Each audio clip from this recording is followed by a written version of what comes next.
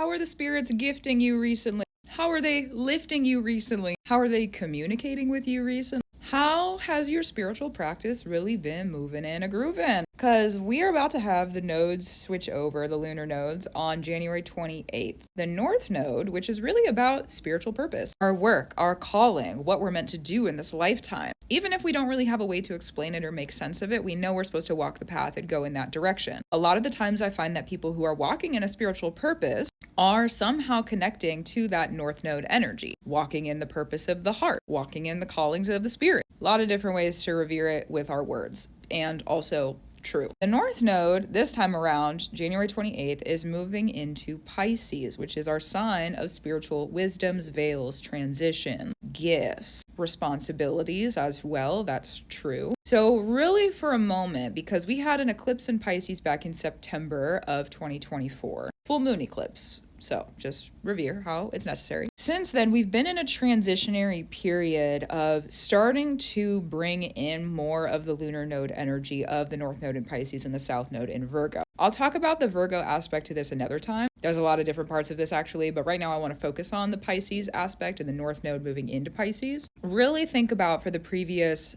however many months it's been since September. I don't want to count that right now, but those many months. If you think about since September 17th and when that eclipse happened, there's going to have been probably some shifts within your gifts of spirit, shifts within your practice of spirit. Revere it, because once the north node moves into Pisces, why you've been making those changes in your practice and also why the spirits have been revering you differently, probably going to start to make a little bit of sense. Probably going to start to make a lot of sense, especially for people who are really in the work.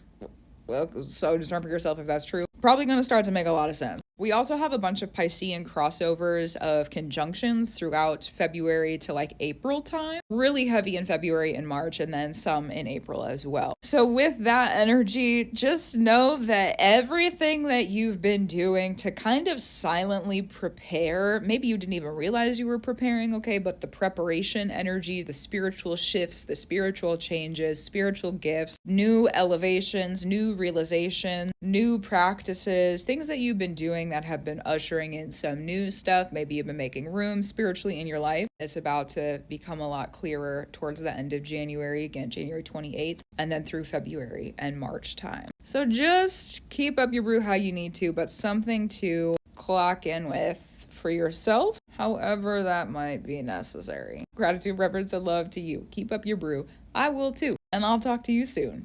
That's true.